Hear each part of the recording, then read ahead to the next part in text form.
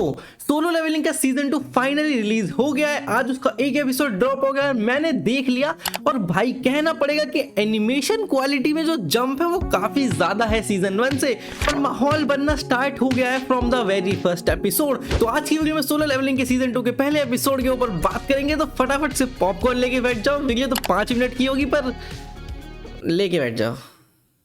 Solo levelling का season 1 मुझे काफी पसंद आया था और मैंने इसको जो अभी अपनी बेस्ट एनिमे ऑफ 2024 की लिस्ट बनाई उसमें भी लिस्ट किया था। और इसका सीजन 2 के लिए मैं काफी ज्यादा एक्साइटेड था, क्योंकि मैंने सुना था कि इस पॉइंट से जो स्टोरी आगे प्रोग्रेस होने वाली है उसमें अंधा एक्शन होगा, और भाई जो ही बड़े स्केल पे चीजें होने वाली वो बहुत मजे लेके दिलाएंगी। और ये पहला एपिसोड ही हमें उस स्केल का अंदाजा लगा देता है कि भाई जिनवू इस सीजन में आग लगाने वाला है।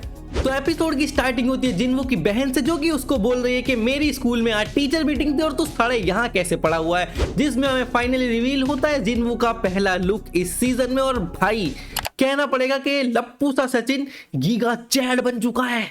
उसके बाद जिनवू जाता है पेरेंट्स टीचर मीटिंग में, जहाँ पे वो अटेंड करता है। उसके बाद वो मिलता है अपनी बहन की एक दोस्त है जो कि हंटर है, और वो उसको बताता है कि बहन बहुत डेंजरस है काम धंधा, तुम इसमें काहे आई। जिसमें उसकी बहन लिटरली जिनवू को डिस ही कर देती है भाई कि साले तू लिटरली वीकेस्ट ई रैंकर है, मेरे को तो ज्ञान मत ही पेलना। गजब बेइज्जती है।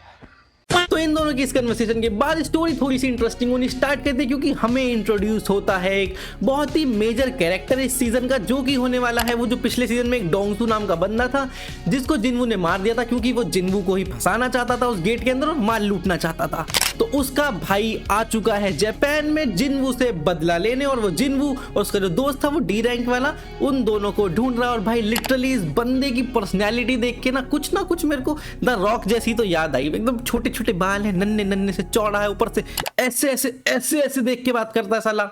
अब ये बंदा आगे बताता है कि ये यहाँ पे आया ही इसलिए है कि बस इसको जिनवू की गांड मारनी है भाई दबा के। तो स्टोरी वापस से मूव करती है जिनवू पे, जहाँ पे वो एक सी रैंक के गेट के अंदर जा रहा होता है उसकी बहन की दोस्त के साथ। ना वहाँ पे एक ए रैंक का हंटर भी प्रेजेंट होता है, कुछ बी रैंक के हंटर, कुछ सी रैंक के, और ये दोनों होते हैं हमारे ई रैंक के हंटर्स। ना ये दोनों अंदर तो जाते हैं, बट अंदर जाते ही एक हो जाता है बहुत ही बड़ा कांड।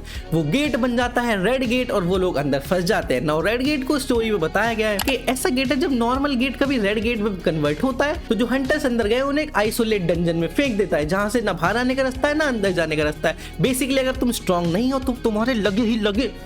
गेट के अंदर जाने के बाद भाई को करने लगता है सब अंडर एस्टिमेट के, सालों तुम ई रैंक करो। वो ए रैंक वाला बंदा अलग ही अकड़ में घूम रहा होता कि भाई हम संभाल लेंगे, तुमसे कुछ नहीं होगा, तुम उधर जाओ, हम देख के आते हैं इनको। तो जिनवू भी लाइक कि ठीक है भाई कर लो, मुझे क्या, वैसे मुझे तो पावर ही छुपानी है। ना डंजन से बाहर निकलने के लिए वही सिंपल सा कॉन्सेप्ट है कि बॉस को डिफीट करो तो डंजन क्लोज हो जाएगा, गेट खुल जाएगा, बाहर जाने का और ये लोग जा सकते हैं। तो जो ए रैंक वाला हंटर होता है वो अपनी गैंग को लेकर निकल जाता है बॉस को डिफीट करने, और जिनवू और उसकी बाकी की कुछ 4 दोस्त शायद किसी और डायरेक्शन में निकल जाते हैं। ना वहां पे सामना होता है जिनवू का भाई एक बहुत ही बड़े दानव जैसे साइज के बियर से, जो कि भाई पार्ट लग रहा था देखने में। बट जिनवू बीइंग जिनवू, उसने भाई बिल्कुल भी एफर्टलेसली एकदम चांटे मार के जो पेला है ना उसको, बाकी 3 लोग देखते रह गए कि हैं वीकेस्ट हंटर वीकेस्ट। ना इस एपिसोड को देख के ये तो मुझे पता चल गया है कि जिनवू अब काफी ज्यादा ही अपनी पावर्स या फिर आइडेंटिटी को छुपाने की कोशिश नहीं कर रहा है, क्योंकि उसके साथ में 3 लोग प्रेजेंट थे और उसने ओपनली अपनी पावर्स को यूज करा। उसने समन भी करा अपने वो आता है ना वो वीडियो गेम वाला सा, उसके अंदर से उसने पावर्स समन की और उसने इजीली मार के भी दिखा दिया कि आई एम टू पावरफुल। और उसके बाद वो भाई लिटरली कितने सारे भालुओं को ऐसे फैला देता है ना, he is a fricking monster in this season.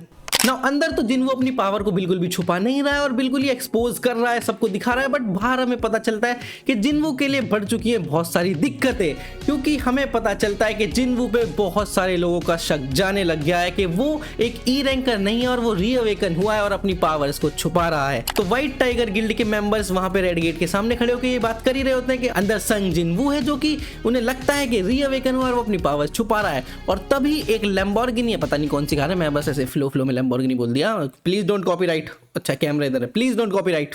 तो वहां पे आती है एक गाड़ी और उसमें से निकलता है वही उस डोंगसू का बड़ा भाई, जो कि आया है मारने संग जिनवू को। बट साथ ही साथ जो उसके साथ में खड़ा बंदा होता है वो बोल रहा होता है कि भाई जिनवू तू क्या लकी आदमी है ना, कि इतने बढ़िया टाइम पे तू रेड गेट में फंसा है, क्योंकि डोंगसू भी अंदर जा नहीं सकता, अगर तू बाहर होता तो डोंगसू तेरी। बट उस बंदे को क्या पता था कि रेड गेट के अंदर जिनवू ने तो अलग ही तबाही मचा रखी है।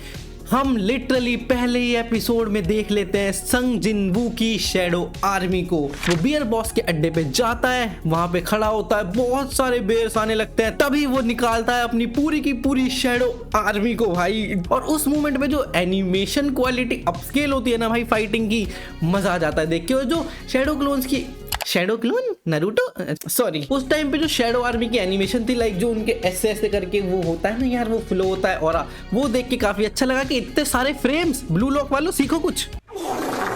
तो जिनवू की आर्मी पेलना शुरू करती है सारे के सारे बेयर्स को, और यहाँ पे हमें पता लगता है कि उन आर्मी को रीजनरेट करने के लिए सन जिनवू का माना इस्तेमाल होता है। बेसिकली जो वो एक्सपी कलेक्ट करता है ना मॉन्स्टर्स को मार मार के, अगर उसकी आर्मी इंजर्ड हो जाती है तो उनको रिकवर करने के लिए उस माना का यूज होता है। तो अगर जिनवू आउट ऑफ माना होता है तो उसकी आर्मी रिपेयर नहीं हो पाती है। और ऐसा ही होता है जब बेयर बॉस आ जाता है तो वो सारी की सारी आर्मी के एल लगा देता है और जिनवू उसे रिकवर नहीं कर पा रहा होता क्योंकि उसका माना खत्म हो गया होता है। तभी वो ऑर्डर देता है अपने साइड में खड़े हुए इग्रिस को, जो कि हमने पिछले सीजन में देखा ही है भाई इग्रिस कितना ज्यादा पावरफुल है। उसने लिटरली जिनवू में इतने चांटे लगाए थे, वो तो बस लास्ट मोमेंट क्लच करके जीत गया था पिछले सीजन जिनवू। और इस बार इंग्रिस भाई जिनवू की आर्मी का मेंबर है, वो उसको बोलता है कि जा बेटे पेल के, और इंग्रिस का शैडो क्लोन जाता है भाई उस बेयर से लड़ने। जो ही अपस्केल क्वालिटी दिखती है हमें एनिमेशन में, ये तो पता चल जाता है काफी पैसा फूका है सीजन में। और इंग्रिस वर्सेस भालू की फाइट देख के मजा आ जाता है भाई, और उसी के साथ एपिसोड खत्म हो जाता है। मुझे भी पता है कि हमें और ज्यादा देखना था, मजा बनने लग गया था, बट शिट खत्म हो गया। तो ये था मोटा मोटा एपिसोड। अब बात करते हैं कि इस सीजन को मिलके मेरे क्या थॉट्स हैं, मैं कितना एक्साइटेड हूँ। तो अभी जितना मैंने फर्स्ट सीजन देखा है, मुझे इतना तो पता चल गया है कि जिनवू अब होल्ड बैक नहीं कर रहा है और वो अप फ्रंट लड़ना स्टार्ट कर रहा है। साथ ही साथ जो डोंगसू कैरेक्टर इंट्रोड्यूस हुआ है वो भी बहुत ज्यादा पावरफुल बताया जा रहा है, और उसका और डोंगसू का मतलब जिनवू और डोंगसू का आपस में तो लफड़ा होना ही है, जो कि मुझे लगता है one of the highlighted fight होगी इस सीजन की। वेल इतना तो पता चल रहा है कि स्केल काफी ऊपर जाने वाला है, क्योंकि जिनवू होल्ड बैक नहीं कर रहा और उसके अगेंस्ट एनिमीज और मॉन्स्टर्स दोनों ही एक ना एक करके इकट्ठे होते जा रहे हैं। तो जिनवू भाई को आग तो लगानी ही पड़ेगी। वेल तो ये थी एक छोटी सी video season 2 of solo leveling के ऊपर। अगर वीकली कुछ ना कुछ इंटरेस्टिंग होता रहा तो मैं उस पर वीकली वीडियो बनाऊंगा, वरना जब भी कुछ मैसिव इवेंट होगा एनीमे के अंदर उस पर तो वीडियो में कंफर्म लेके आऊंगा भाई, व्यूज भी तो चाहिए होते हैं। वेल तो इस वीडियो के लिए इतना ही, मैं मिलता हूँ नेक्स्ट वीडियो में। Till then peace out.